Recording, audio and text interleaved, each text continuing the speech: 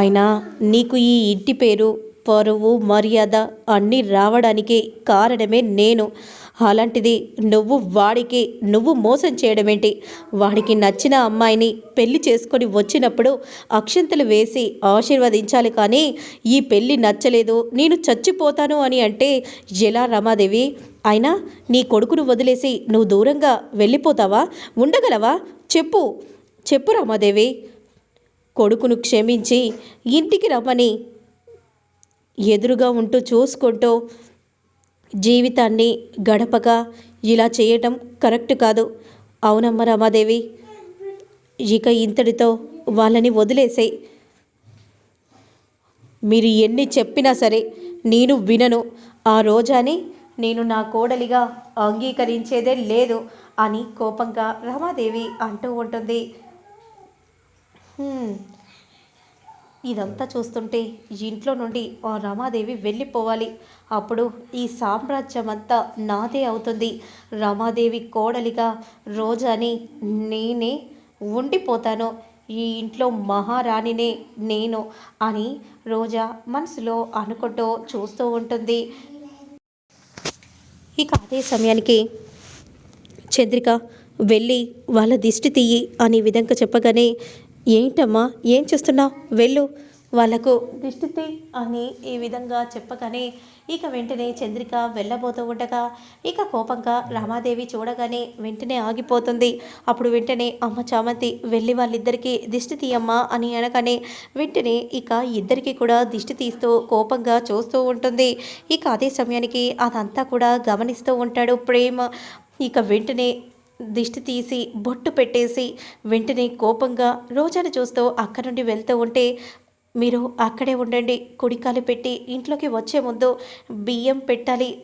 చంద్రిక వెళ్ళమ్మా, వెళ్ళి బియ్యం తీసుకొనిరా అని అనగానే ఇక రమాదేవి అలానే చూస్తూ ఉంటుంది. ఇంకొద్దిసేపట్లో ఈ ఇంట్లో అడుగు పెట్టబోతున్నాను రమాదేవి కోడలిగా. అప్పుడు ఈ ఇంటి అధిపతిని నేనే అవుతాను అని అనుకుంటూ చాలా సంతోషంగా చూస్తూ ఉంటుంది రోజా. ఇక అదే సమయానికి చంద్రిక అలానే చూస్తూ ఉండిపోతుంది. ఏమైందమ్మా అలా చూస్తున్నావేంటి? వెళ్ళి త్వరగా తీసుకొని రామ్మా, వెళ్ళు చంద్రిక వెళ్ళు అని చెప్పగానే వెంటనే ఇక అక్కడ నుండి చంద్రిక వెళ్ళి బియ్యం తీసుకుని వచ్చి కడప దగ్గర పెట్టగానే ఇక వెంటనే ఇద్దరు కూడా అలా ధాన్యాన్ని తన్ని ఇంట్లోకి నడుచుకుంటూ వస్తూ ఉంటారు. ఇక రోజా మాత్రం చాలా సంతోషపడిపోతూ ఉంటుంది. ఇక వెంటనే అరుణ్ చెయ్యి పట్టుకొని ఇంట్లో కొడికాలు పెట్టి ఇద్దరు ఒకేసారి అలా అడుగు పెట్టగానే దీక్ష మాత్రం చాలా బాధపడిపోతూ ఏడుస్తూ ఉంటుంది. ఇక జగదీష్ మాత్రం ఏం చేయలేక బాధతో అలానే చూస్తూ ఉండిపోతాడు. కోడల్ని రూమ్లోకి తీసుకెళ్ళు అరుణ్. సరే నాన్న అని అంటూ వెంటనే రూమ్లోకి తీసుకెళ్ళిపోతూ ఉంటే ఇక అదే సమయానికి అరుణ్ ప్రేమ్ పిలవగానే నడుచుకుంటూ వెళ్తూ ఉంటాడు. అప్పుడు కోపంగా దీక్షను వెంటనే చామంతి రూమ్లోకి లాక్కొని వస్తుంది. అసలు నువ్వు ఏమనుకుంటున్నావు? నువ్వేం చెప్పావు, ఏం చేసావు నీకైనా అర్థమవుతుందా? అవును, నేను ఈ ఇంటి కోడలిగా అవటం కోసమే నేను ఇదంతా చేశాను. అసలు నీకు బుద్ధుందా? అయినా రమాదేవి మేడం గారిని మోసం చేయాల్సిన అవసరం ఏముంది? ఎందుకు ఇదంతా నాటకం చేస్తున్నావు? ఎందుకంటే నేను రమాదేవి కోడలిగా రావటం కోసం ఇదంతా కూడా చేశాను. ఇదంతా నేను కావాలని చేశాను. ఇలా చేసే బదులు సిగ్గుగా అనిపించట్లేదా? ఏంటి, ఏం మాట్లాడుతున్నావు? అసలు ఎందుకు ఇదంతా చేస్తున్నావు? ఎందుకు అరుణ్ బాబు గారిని నీ వలలో వేసుకొని పాపం ఆయన నీ ప్రేమలో పడేలా ఎందుకు చేస్తున్నావు? ఎందుకంటే అరుణ్ నావాడు కాబట్టి. నేను ఇప్పుడు ఈ ఇంటి కోడల్ని, అర్థమవుతుందా? కోడల నీకు ఎప్పుడో ఒకసారి బుద్ధొస్తుందక్క. అయినా ఇప్పుడు చెప్తున్నాను విను. ఎప్పటికైనా నేను నిన్ను ఈ ఇంటి నుండి తీసుకెళ్ళిపోతాను. ఈ ఇంట్లో మాత్రం నిన్ను ఉండనివ్వను. ఏంటి, ఏమనుకుంటున్నావు? నన్ను తీసుకెళ్ళిపోతావా? అడ్డొచ్చిన ఎవరిని వదిలిపెట్టను. అలాంటిది నువ్వు నన్ను ఎలా తీసుకొని పోతావు? అయినా నీతో ఒక విషయం చెప్పాలి. ఏంటి? నాతో నువ్వేం చెప్పాలి? అయినా నేను వినడానికి సిద్ధంగా లేను. అసలు నీకు ఆ రాజమణిహారం ఎలా వచ్చిందో ముందు అది చెప్పు. నీ దగ్గరికి ఎలా వచ్చింది చెప్తావా లేదా అని అంటూ ఉంటే, నా దగ్గరికి ఎలా వచ్చిందో చెప్పనా? ఆ రోజు నాన్న దగ్గర రాజమణిహారం ఉంది. మంచిగా అడిగి చూశాను ఇవ్వమని. ఇవ్వలేదు. అప్పుడు వెంటనే లాక్కున్నాను. ఇక ఆ వలలో చిక్కుకొని నీళ్లలో పడిపోయాడు. రాజమణిహారం నాకు దక్కింది. దక్కడం కోసం నేను నాన్ననే లెక్క చేయలేదు. ఇక నువ్వెంత? నిన్ను నేను తక్షణమే చంపేయగలను. అర్థమవుతుందా? నేను అలాంటి దాన్ని నువ్వు నాతో పెట్టుకుంటే అదిగో చివరికి అలాగే అవుతుంది. నువ్వు కూడా పైలో కనిగిపోతావు.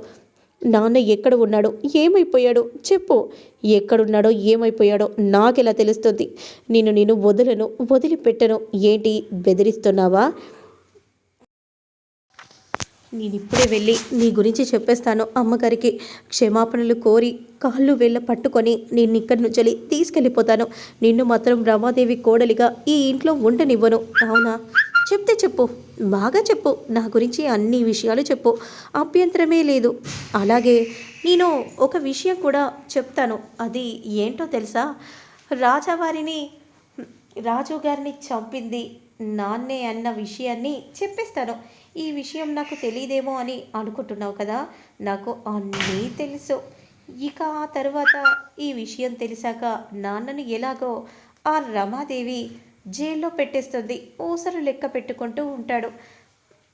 ఎంత పని చేస్తావా అని అంటూ చెంప పగలగొట్టగానే, ఏంటి ఊరుకుంటున్నాను కదా అని చెయ్యేస్తున్నావేంటి? చెయ్యి ఈడ్చేస్తావు. అర్థమైందా?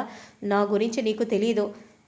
ఇప్పటికైనా తెలుసుకొని మెదులు అని ఈ విధంగా అనగానే ఇక కోపంగా వెళ్ళిపో అని అనగానే బయటికి బాధపడిపోతూ వస్తూ ఉంటుంది. కట్ చేస్తే నెక్స్ట్ సీన్లో మాత్రం చామంతి దీర్ఘంగా ఆలోచిస్తూ ఉండగా అంతలో ప్రేమ్ వచ్చి, ఏంటి చామ్, ఏం ఆలోచిస్తున్నావు? ఏం లేదు, నువ్వు ఎందుకో పరధ్యానంగా ఆలోచిస్తున్నావు. నిన్నొకటి అడగాలని అనుకుంటున్నాను. ఏంటి?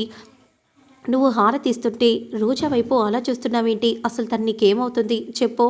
నువ్వేంటి అసలు నువ్వేం చేస్తున్నావో నీకేనా అర్థమవుతుందా? అయినా అలా అమ్మగారిని మోసం చేసి ఇలా ఫ్లైట్లో పెళ్లి చేయడం ఏంటి? అసలు నువ్వు ఏమనుకుంటున్నావు? ఏదో ఇక అలా మాట ఇచ్చాను కదా, చెయ్యాల్సి వచ్చింది. మాట ఇస్తే అమ్మగారిని మోసం చేస్తావా? అమ్మగారిని అలా మోసం చేయడం కరెక్టేనా? దీక్షను పెళ్లి చేయాలని అనుకుంది. ఎన్నో ఆశలు పెట్టుకుంది. నువ్వు ఆశలన్నీ కూడా నిరాశలు చేశావు. ఏం చేయను, అలా చేయాల్సి వచ్చింది. కానీ నువ్వు అలా చేయటం కరెక్ట్ కాదు. ఏంటి ప్రతిసారి నేనే కరెక్ట్ కాదని అలా అనటం కూడా కరెక్ట్ కాదు. నేను ఎవరి కోసం చేశాను? నువ్వు అలా చేయటం కరెక్ట్ కాదు. నీ మాటలు చూస్తుంటే మాత్రం అసలు రోజాకు నీకు ఏంటి సంబంధం ఉంది? నాకేం అర్థం కావట్లేదు. ముందు మీరు చెప్పండి. మీకు ఉన్నో అరుణ్ బాబు గారికి ఏం సంబంధం ఉందో ముందు మీరు చెప్పండి. ముందు మీరు అని ఇద్దరు అలా అనుకుంటూ ఉండగా ఒక్కసారిగా చామంతి మా అక్క, అప్పుడు వెంటనే ప్రేమ్ మాత్రం మా అన్నయ్య అని అనగానే కొంపతీసి నేనేంటి ఇలా చెప్పాను అని అనుకుంటూ చామంతి చూస్తూ ఉంటే, ఏంటి అరుణ్ బాబు గారు మీ అన్నయ్య అంటే అన్నయ్య లాంటి వారు, అన్నయ్య చెప్పేసరికి కాదనలేకపోయాను అని అనగానే చామంతి అలానే చూస్తూ ఉండిపోతుంది.